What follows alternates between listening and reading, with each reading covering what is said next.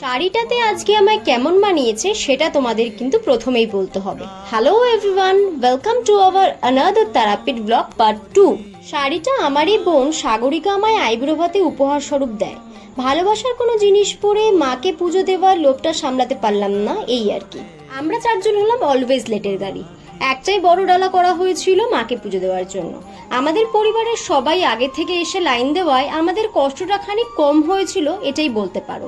তারপর যথারীতি মাকে পুজো দিয়ে হোটেলে গিয়ে ফ্রেশ হয়ে চলে আসি আমরা লাঞ্চ করতে। লাঞ্চে ছিল ফুল মিল আর ফিশ কারি। ও হ্যাঁ, তারাপীঠ পার্ট 1-এর মিনি ব্লগে আমি তোমাদেরকে বলেছিলাম হোটেল কস্ট আমি শেয়ার করব।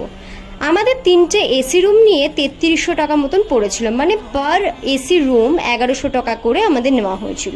হোটেল ভিকি কিন্তু মন্দিরের খুব কাছেই, যদি কারোর ডিটেলসের প্রয়োজন হয় আমায় কিন্তু পিং করতে পারো। সন্ধেবেলার তারাপীঠ সত্যিই মায়ায় ভরা। তারাপীঠ যাচ্ছ আর শ্মশানে যাবে না, সেটা কি কখনো হয় বলো?